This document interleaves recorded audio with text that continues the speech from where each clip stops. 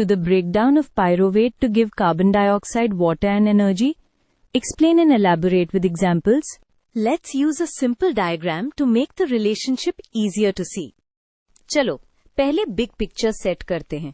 Pyruvate का carbon dioxide, water और energy में ब्रेकडाउन का मतलब होता है कंप्लीट ऑक्सीडेशन, जो जनरली एरोबिक रेस्पिरेशन में होता है। गोल यही है कि पाइरुवेट की केमिकल एनर्जी को स्टेप बाय स्टेप कैप्चर करके एटीपी बनाया जा सके, बिना एनर्जी को एकदम हीट के फॉर्म में वेस्ट किए। अब ये प्रोसेस कहाँ होता है, ये क्लैरिटी जरूरी है। ग्लाइकोलिसिस साइटोप्लाज्म में पाइरुवेट बनाता है, लेकिन पाइरुवेट का कंप्लीट ब्रेकडाउन मोस्टली माइटोकॉन्ड्रिया के अंदर होता है। लोकेशन समझ आए तो स्टेप्स को मैप करना इजी हो जाता है। फर्स्ट मेजर स्टेप को लिंक रिएक्शन या पाइरुवेट ऑक्सीडेशन बोलते हैं। यहाँ पाइरुवेट का एक कार्बन निकल के कार्बन डाइऑक्साइड बन जाता है और बाकी 2 कार्बन यूनिट एसिटाइल ग्रुप बन के कोएंजाइम ए के साथ जुड़ता है। साथ ही इलेक्ट्रॉन्स NADH में स्टोर होते हैं, क्योंकि हमें बाद में एटीपी बनाने के लिए हाई एनर्जी इलेक्ट्रॉन्स चाहिए होते हैं। Next, acetyl CoA Krebs cycle में एंटर करता है। यहाँ पर्पस ये है कि एसिटाइल ग्रुप के कार्बन्स को फुली ऑक्सीडाइज करके कार्बन डाइऑक्साइड बना दिया जाए।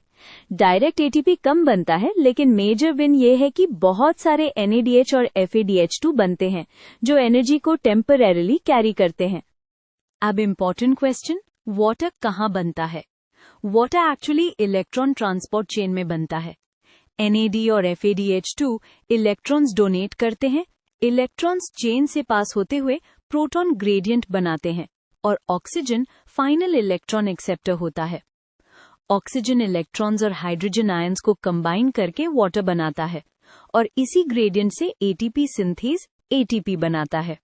यही स्टेप मेन एनर्जी आउटपुट देता है।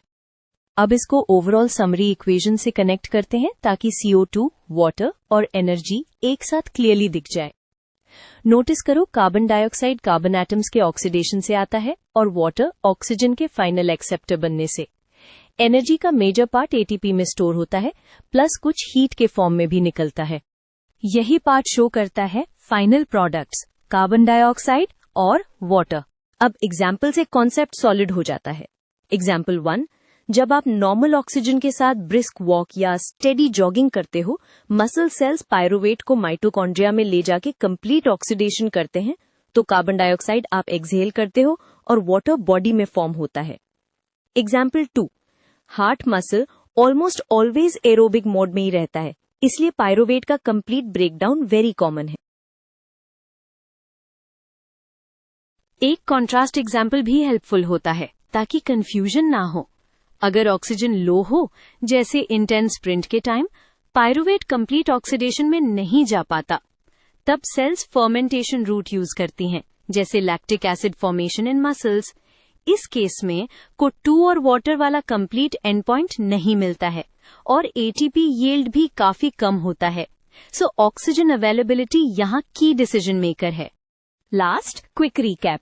पाइरुवेट से carbon dioxide mainly pyruvate oxidation और क्रेब्स साइकिल में निकलता है और वाटर इलेक्ट्रॉन ट्रांसपोर्ट चेन में बनता है जब ऑक्सीजन इलेक्ट्रॉन्स एक्सेप्ट करता है, और एनर्जी का मेजर कैप्चर एटीपी के फॉर्म में ऑक्सीडेटिव फॉस्फोराइलेशन में होता है।